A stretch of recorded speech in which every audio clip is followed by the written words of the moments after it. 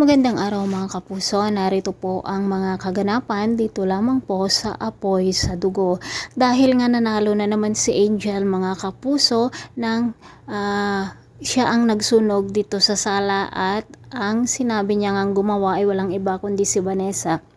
Kung kaya't nakapagpas siya ni Sylvia na ibalik sa mental facilities itong si Vanessa. Ayaw sana nitong si Marco na asawa ni Vanessa, ngunit sumang-ayon na rin dahil nga dito sa kanyang ina.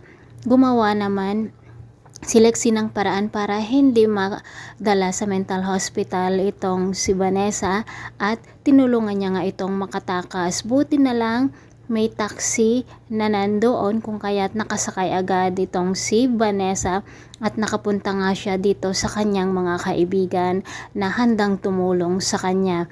Habang nga nag-uusap ang mga kaibigan nitong si Vanessa, sinabi nila na hindi pwedeng mapunta sa mental facility itong si Vanessa dahil mawawalang saysay ang kanilang pag-iimbestiga kung sino talaga ang pumatay dito sa daddy ni Lexie noon at ang anak ni Marco at Vanessa na si Luigi. Samantala mga kapuso, na laman nga agad ni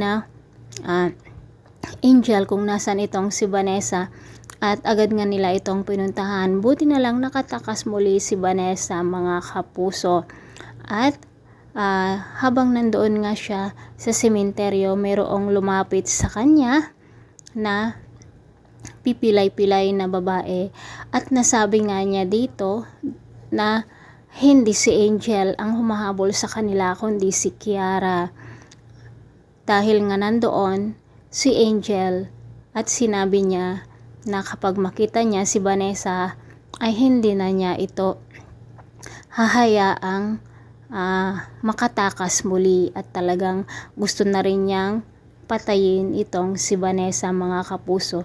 Dito na nga malalaman ni Vanessa na ang alam niyang Angel ay si Kiara pala ito. Ngayon nasaan kaya itong si Angel mga kapuso? Parang plot twist ang story ditong na magaganap sa Apoy sa Dugo. Pakaabangan po natin ang bawat episode dito lamang po sa Apoy sa Dugo. Maraming salamat mga kapuso sa walang sawang pagsubaybay.